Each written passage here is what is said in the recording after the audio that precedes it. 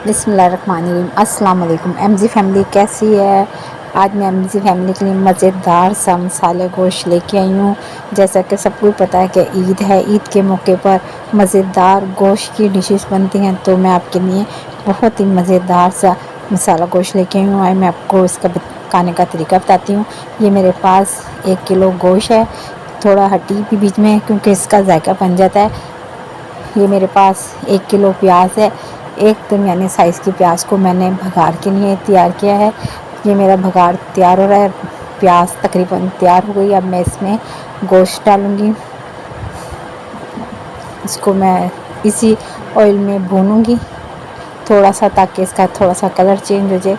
साथ ही मैं इसमें मसाले भी ऐड करूँगी।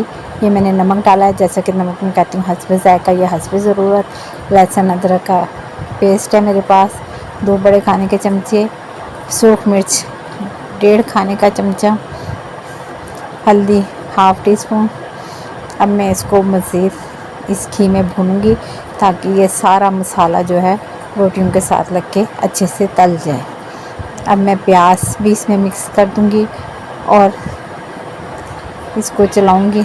अब पानी बीच में मैंने डाल दिया, तकरीबन 1 लीटर मैंने पानी इसमें डाला है ताकि हमारा गोश्त इसमें गल जाए और प्याज भी गल जाए। अब हम इसको ढक देंगे ताकि प्याज और ये गोश्त हमारा गल जाए।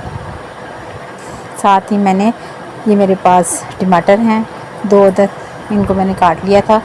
तकरीबन मेरा मसाले का पानी खुश्क हो गया। अब मैं इसमें दही ऐड करूँगी, आधा कटोरी मेरे पास दही था।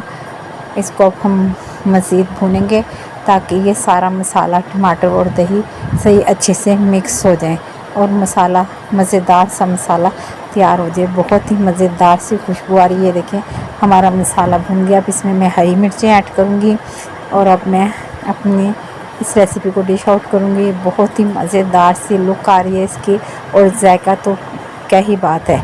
इसके ऊपर अब गरम मसाला छिड़कूँगी, पिसा हुआ गरम मसाला छिड़का मैंने, इससे और भी मज़ेदार हो जाती है। अगर आपको मेरी ये रेसिपी पसंद आई है, लाइक करें, शेयर करें, दुआ में याद रखें। अल्लाह।